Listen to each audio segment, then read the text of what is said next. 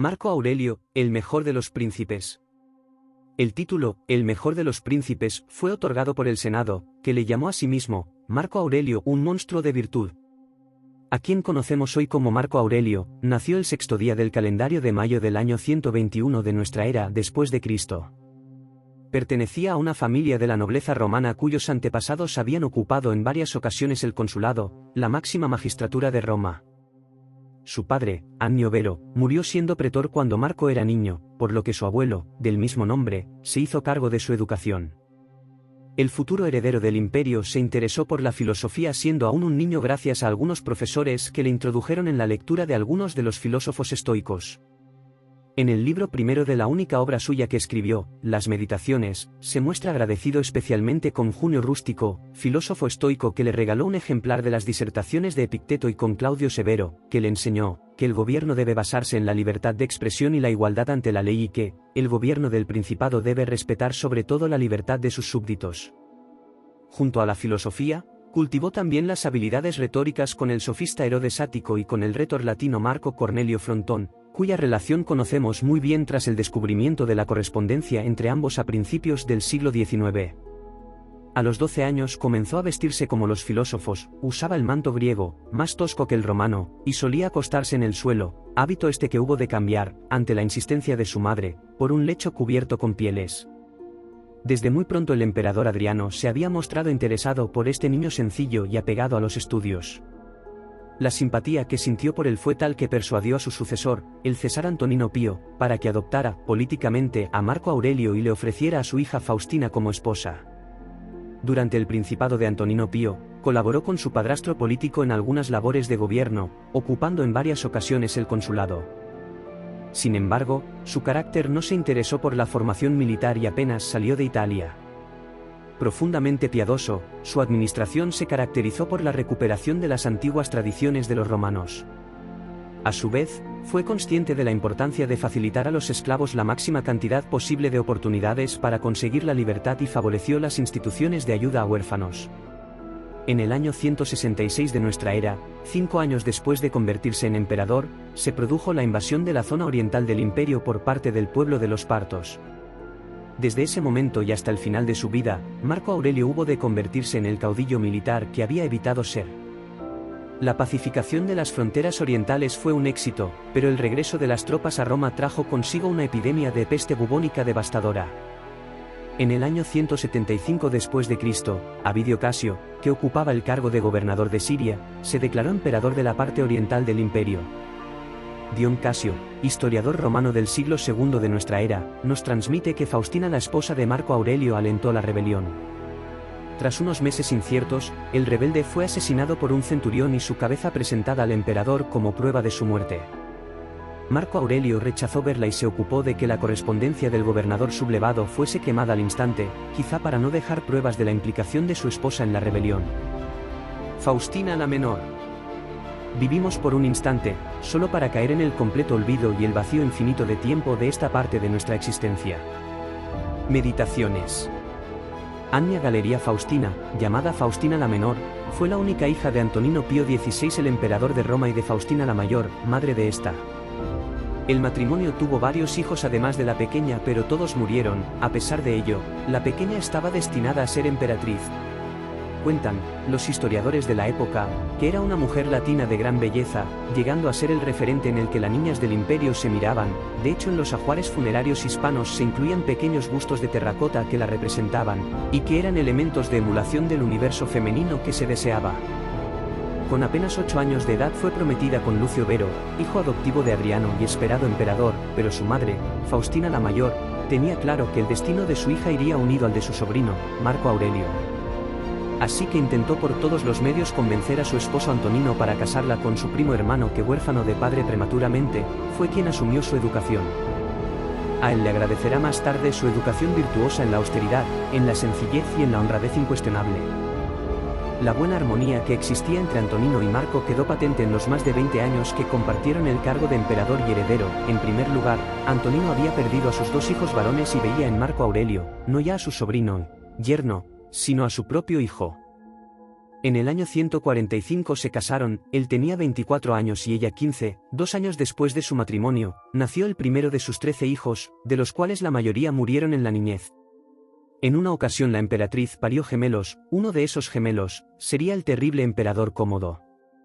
El emperador procuró que las nupcias fueran celebradas por todo el mundo, una moneda recuerda el matrimonio, y se entregó un donativo extraordinario al pueblo y a los soldados. A pesar de más de 30 años de matrimonio, la relación entre Faustina y Marco Aurelio no fue como aparece en la historia. Y las desavenencias conyugales no tardaron en llegar.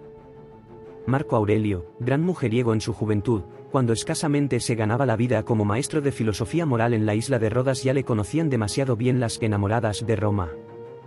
Luego a los 22 años se amancebó con su querida Bohemia, a la que tuvo de amante durante largos años a pesar de estar casado ya con Faustina y a la que repudió e insulta de mala manera cuando ésta desea acompañarle en una empresa militar. Bohemia, herida en lo más profundo de su dignidad femenina, pasa a un contraataque implacable, que no calla acusando a Faustina de infiel y sembrando la duda en el emperador. Para vengarme yo de tu persona no he menester yo más de verte casado con Faustina. Pues yo te juro que los hijos de Faustina, aunque tú mueras, no quedarán huérfanos. La duda estaba sembrada y empieza una serie de reproches por parte del emperador hacia Faustina reprendiendo su conducta de atrevida. Un claro ejemplo es cuando el emperador le dice a su esposa, arrepentido de haber cedido a sus ruegos de traer a Roma a su hija Lucila para tenerla a su lado en la fiesta de los triunfos con que los romanos obsequiaban en el mes de enero a sus emperadores. Cuando muere el gemelo de Cómodo, el virtuoso infante Verísimo, que por su primogenitura era al que le correspondía el imperio, el pobre chiquillo murió a los 7 años de edad de un tumor que le salió bajo la oreja derecha. Según refiere Lampridio, escriba romano en uno de sus escritos, ambos cónyuges no podían soportar tanto dolor por la muerte de su querido hijo y parece que este lamentable hecho los hace unirse, empezando a compartir ampliamente la vida en todas sus facetas. Faustina acompañó a su esposo en las campañas militares, ganándose el favor de los soldados que la llamaban Mater Castrorum, es decir, madre del campo de batalla. Faustina, la menor, murió a los 46 años de unas fiebres que solo duraron 4 días, fue embalsamada y llevada a Roma y el Senado decretó su veneración en el catálogo de los dioses. Roto de dolor, mandó levantar en su honor un templo en Alala, villa que se rebautizó como Faustinópolis. El estoicismo aureliano. Una de las primeras preguntas que debemos formular al introducirnos en la obra de Marco Aurelio es qué tipo de filosofía nos encontramos en sus páginas. Tradicionalmente, la historiografía ha señalado con mucho acierto a nuestro autor como representante del estoicismo imperial romano. Sin embargo, esta apreciación resulta tan cierta como insuficiente. La razón de esto es que la etiqueta, estoicismo, resulta confusa a la altura del segundo siglo de la modernidad porque no permite apreciar las transformaciones habidas en esta filosofía derivadas de las inevitables transferencias entre las distintas corrientes filosóficas de la época. Por otro lado, parecería que el estoicismo era una teoría homogénea, cuando se trata de una filosofía que en Roma tuvo distintos usos e interpretaciones. Entre ellos, un uso político que influyó fuertemente en nuestro emperador. En la concreción de estos dos aspectos es donde vamos a hallar las especificidades de un texto tan peculiar como el de las Meditaciones. Al entrar en contacto con Roma como consecuencia del proceso de helenización producido en el siglo II a.C., la filosofía estoica resultaba una buena candidata entre las distintas propuestas griegas por ofrecer algunos vínculos con el carácter profundamente puritano y piadoso de la sociedad romana. Este hecho no evitó, sin embargo, que el ajuste del estoicismo con las tradiciones romanas fuera en un primer momento conflictivo. Esto se debe a que en su origen la filosofía estoica había sufrido una fuerte influencia del estilo y la concepción del mundo cínicos. Su fundador, Zenón de Citio, había sido discípulo de Crates, un filósofo que, a su vez, se declaraba continuador de las enseñanzas del cínico Diógenes de Sinope. Aunque Zenón recibió también las enseñanzas de Polemón, escolarca de la Academia Platónica, acusó la influencia de su maestro cínico sobre todo en el plano de la filosofía moral y política. La extrema forma de vida cínica, que concebía al ser humano como un animal más entre los existentes, se despreocupaba por las convenciones sociales y hacía gala de una libertad de expresión corporal y de palabra que ninguna otra escuela quiso o supo imitar. Los cínicos eran, además, estrictos moralistas que apelaban a los hombres y mujeres de su tiempo para vivir una vida acorde con la naturaleza y despreocupada de las convenciones sociales.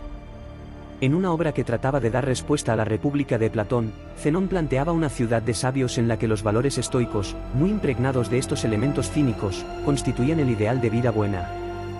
Si bien es cierto que los sucesores de Zenón, fundamentalmente Crisipo de Solos, concedieron menos importancia a estos aspectos, es al entrar en contacto con la cultura romana cuando se producirá una modificación sustancial del ideario ético estoico. Cuando Dios me dio por Marco Aurelio, el milagro que salvó del exterminio a la Legión del Rayo. En el año 174 de nuestros días, durante la campaña contra la tribu germánica de los Cuados en el curso alto del Danubio, las tropas de Marco Aurelio lograron esquivar una aniquilación segura. Un contingente mucho más numeroso de bárbaros había rodeado a la legión romana en una jornada de condiciones extremas, el calor sofocante y la escasez de agua, pensaron los locales, acabarían por rendir a su enemigo. Exhaustos y heridos, los soldados del emperador resistían a duras penas, cuando entonces se desató un diluvio torrencial que les permitió salir de la trampa. El milagro de la lluvia fue posible por los conjuros del mago egipcio Arnufis, amigo personal de Marco Aurelio, que incitó la ayuda de varios dioses. Sin embargo, este suceso también fue recogido por el historiador romano Dion Casio, aunque su texto lo conozcamos de forma fragmentada y a través de un resumen de Sifilino, un monje del siglo VI. Siguiendo las palabras de este último, la legión del emperador, la Legio XII Fulminata, que significaba relámpago y utilizaba un rayo como emblema, estaba formada por cristianos de Melitene, una ciudad en la antigua provincia oriental de Capadocia.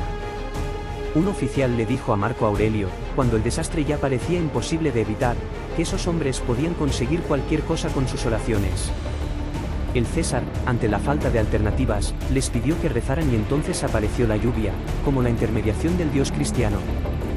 Un gran diluvio decisivo se precipitó sobre los ejércitos de Marco Aurelio en algún momento de las guerras libradas bajo su reinado en la cuenca danubiana, como así quedó tallado en la columna erigida en Roma que celebra estos triunfos. El milagro de la lluvia, la situación de Marco Aurelio y la Legión XII, que estaba rodeada, era desalentadora. Según relata Dion, los legionarios, con sus escudos encajados entre sí, al parecer, en formación de urbis, crearon un sólido muro a su alrededor, dejando a la caballería y al séquito del emperador en el centro de la formación. A pesar de emplear varias horas, muchas de sus lanzas y buena parte de su energía en el ataque, los cuados no consiguieron romper la línea de legionarios. En consecuencia, el rey Ariogesto ordenó detener el ataque y retiró a sus guerreros, pero mantuvo el círculo en torno a la legión fulminata y su emperador y se dispuso a esperar a que los romanos capitularan.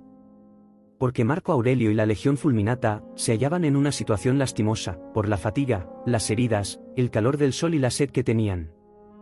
Acompañaba a Marco Aurelio el egipcio Arnupis, quien, según afirma Dion, era mago.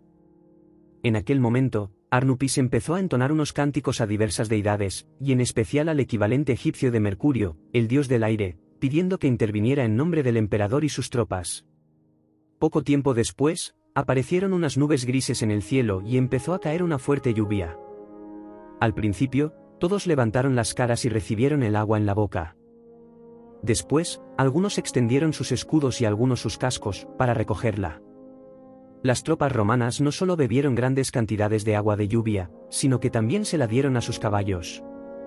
La sangre de los soldados romanos heridos se mezclaba con el agua de sus cascos, pero eso no los detuvo, agradecidos, bebieron el agua ensangrentada.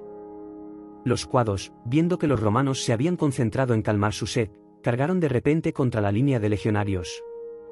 Algunos que habían bajado sus curvados escudos para beber o que los habían elevado para recoger la lluvia, cayeron bajo las lanzas germánicas.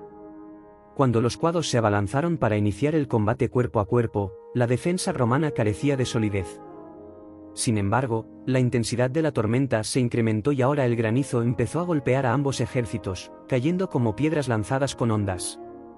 Los legionarios, protegidos por cascos y armaduras, podían resistir el granizo, pero los germanos, desprovistos de cualquier protección, sufrieron toda la fuerza de la granizada, por lo que interrumpieron el ataque y corrieron a refugiarse bajo los árboles donde un gran trueno acabaría con la esperanza de los bárbaros. El último gran emperador de la dinastía hispánica de los Antoninous, parecía cumplirse aquel ideal de Platón que auguraba la felicidad de los pueblos cuando los reyes fueran filósofos. Sin embargo, las leyes de la política y la guerra exigieron que este romano ejemplar, de alma republicana, dedicara su vida de César a guerrear contra los bárbaros, algo que detestaba de joven, pero que con el tiempo llegó a disfrutar tanto como lo hiciera con las discusiones filosóficas. Marco Aurelio aceptaba la realidad como un dictado natural al que hay que someterse. Para él lo importante era que cada ciudadano, fuera porquero o emperador, se entregase a su tarea con la mente limpia y el ánimo dispuesto. Por eso, desde pequeño, admitió sin queja lo que el destino fue acumulando sobre sus robustos hombros. Los principios estoicos de Marco Aurelio eran la armazón de una mentalidad que trataba de dar a cada cosa su justo valor. Una sabiduría sin subterfugios. Pero esa ética implacable con las cosas del mundo y el acontecer diario entrañaba una trampa sutil. Nada, ninguna situación por injusta que fuese, debía reformarse, pues todo había que aceptarlo como expresión de la naturaleza y el cosmos. Incluso la esclavitud, una lacra social que aunque le repugnara no llegó a suprimir. Esta moral de aceptación, precursora de la resignación cristiana, hacía pensar al aprendiz de César que aunque Epicteto hubiera sido esclavo y Nerón emperador, la crueldad del destino se compensaba porque el primero había sido sabio, y por tanto más grande y respetado por la posteridad, mientras que el segundo resultó un fantoche detestado por sus súbditos. El emperador es consciente de ser el depositario de una edad de oro que debe conservar y defender, una civilización ecuménica, más ambiciosa, que con la dinastía hispánica de los Centeninos había unificado Oriente y Occidente, tratando de imponer el modelo romano tanto por las armas como por la razón y el progreso. Durante 20 años pondrá todo su empeño en sujetar los numerosos territorios que abarcaba la ciudad imperial sin intentar nuevas conquistas. Al contrario que muchos de sus contemporáneos, Marco Aurelio no cree que el orbe romano sea el único asiento de cultura. Para establecer relaciones con otros pueblos, envía embajadores a lugares tan distantes como China e India, aunque los contactos siempre resultan escasos y llenos de dificultades. De filósofo a guerrero. Pero, a pesar de los buenos augurios y sus excelentes propósitos, graves problemas acecharon su reinado desde el principio, como si el destino quisiera enmendar con ferocidad los dones recibidos. La buena voluntad del emperador se estrellaba una y otra vez contra desgracias y revueltas. Marco Aurelio tuvo que pasar la mayor parte de los 20 años que duró su gobierno yendo de una frontera a otra, achicando las vías de agua que se abrían en la pesada nave del imperio. Gracias a su tenacidad, consiguió ir venciendo las dificultades y encontró tiempo para escribir sus Meditaciones, un compendio de estoicismo en el que el soldado olvida la armadura y busca la dignidad de la naturaleza humana. Mientras pudo, Marco Aurelio no salió de Roma, pero cuando las campañas requirieron su presencia no eludió ponerse a la cabeza de su ejército. Resulta sorprendente que, careciendo de experiencia militar, se desempeñara en esa tarea de manera tan brillante, algo en lo que sin duda le ayudó su conciencia de ser el primer servidor del Estado. Ser el jefe de las legiones le descubre pronto una popularidad muy distinta al clamor del populacho en Roma. Confiesa que le gusta recibir las aclamaciones y el afecto de quienes se juegan la vida con él. Disfruta, y mucho, con la vida ruda del campamento, la sobriedad sin afeites ni mujeres y la disciplina espartana. En esta segunda etapa de su vida, sus amigos no son ya filósofos, sino generales de su estado mayor, como Claudio Pompeyano o Helvetio Petinex, cuyo nombre es ya glorioso. Una tras otra, las tribus que amenazan la frontera caen derrotadas. El antiguo sedentario mueve ahora el frente en todas direcciones, su hogar es la sencilla tienda donde por la noche lee y escribe. Las legiones le adoran y los bárbaros le temen, costogocos, marcomanos, cuados, sármatas, todos se rinden al nuevo Alejandro que busca la paz perpetua y los convierte en colonos feudatarios con tierras y concesiones. Hasta Faustina, la esposa imperial que entretenía la separación en Roma con un tálamo concurrido, se hizo eco de su reputación entre las legiones y fue hasta el campamento de Sirmium a comienzos del año 175, con dos de sus hijas pequeñas, para acompañar al emperador, que estaba enfermo. Allí, la hija de Antonino Pío debió de sentir la llamada dinástica y se mostró como verdadera emperatriz, acudiendo a las ceremonias militares, atendiendo ruegos y arengando incluso a la tropa cuando Marco Aurelio no podía abandonar el lecho. De esta forma consiguió tal popularidad que las legiones le otorgaron espontáneamente el título de Mater Castrorum, madre de los campamentos. A Marco Aurelio le llenó de tal orgullo el título que lo añadió a la nueva acuñación de moneda en la que aparecía la efigie de Faustina. Viaje de regreso. Pacificada Asia, el emperador pasó el invierno de 175 a 76 en Alejandría, la magnífica urbe que competía en esplendor con Roma y en cuya biblioteca pasó sus mejores horas. Luego regresó a Europa por tierra, atravesando Palestina y Siria, donde se quedó horrorizado de la escasa civilización de las tribus del desierto y escribió, oh cuados, oh marcomanos, oh sármatas, al fin he visto gentes más hurañas que vosotros. Al llegar a Alala, frente al Taurus, la emperatriz Faustina murió inesperadamente. La leyenda dice que había vuelto a sus escándalos sexuales y que el emperador sugirió a su esposa el suicidio por decoro, en la mejor tradición estoica, pues su paciencia tenía un límite. Marco Aurelio deseaba regresar a Roma. se detuvo en Esmirna, ciudad plagada de palacios que tuvo la dicha de conocer antes del terremoto que la destruyó al año siguiente y donde hubo de advertir a su hijo Cómodo contra su licenciosa vida. El mal corregente. Tras Esmirna, el séquito se dirigió a Atenas, la patria espiritual de Marco Aurelio. Allí visitó todas las escuelas filosóficas y creó un colegio, germen de las universidades medievales, con 4 cátedras para las corrientes existentes: estoicos, aristotélicos, peripatéticos, cínicos y epicúreos. La tolerancia del emperador hacia los derechos de los demás causó asombro en la vieja ciudad ática. A finales de año entró en Roma, donde le esperaba un recibimiento triunfal. El largo cortejo atravesaba las avenidas y los foros imperiales entre el delirio de la multitud cuando, de pronto, el emperador descendió del carro y dejó que lo guiara Cómodo para continuar él a pie. La mala fama del muchacho, a quien ya había hecho corregente, no engañó a los romanos. Se oyeron silbidos e imprecaciones entre la multitud. Marco Aurelio es esencial para demostrar la hispanidad de toda la dinastía y es además una de las figuras más importantes de la historia a nivel político e intelectual.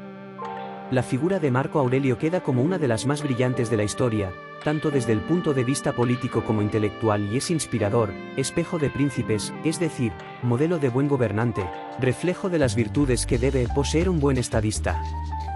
Marco Aurelio forjó la mejor Roma que conocemos hoy. El arte de vivir se asemeja más a la lucha que a la danza en lo que se refiere a estar firmemente dispuesto a hacer frente a los accidentes incluso imprevistos. Considera sin interrupción quiénes son esos de los que deseas que aporten su testimonio, y qué guías interiores tienen, pues, ni censurarás a los que tropiezan involuntariamente, ni tendrás necesidad de su testimonio. Si diriges tu mirada a las fuentes de sus opiniones y de sus instintos, toda alma se ve privada contra su voluntad de la verdad. Igualmente también de la justicia, de la prudencia, de la benevolencia y de toda virtud semejante. Y es muy necesario tenerlo presente en todo momento, pues serás más condescendiente con todos. En cualquier caso has de pesar acuda a ti esta reflexión: no es indecoroso ni tampoco deteriorará la inteligencia que me gobierna, pues no la destruye, ni en tanto que es racional, ni en tanto que es social. En los mayores pesares, sin embargo, válgate de ayuda la máxima de Epicuro: ni es insoportable el pesar, ni eterno, si recuerdas sus límites y no imaginas más de la cuenta. Recuerda también que muchas cosas que son lo mismo que el pesar nos molestan y no nos damos cuenta, así, por ejemplo, la somnolencia, el calor exagerado, la inapetencia. Luego, siempre que te disgustes con alguna de esas cosas, di para contigo: cedes al pesar. Cuida de no experimentar con los hombres inhumanos algo parecido a lo que estos experimentan respecto a los hombres. Meditaciones Marco Aurelio. Visita el último blog sobre estoicismo aureliano en nuestro portal vitaaura.net.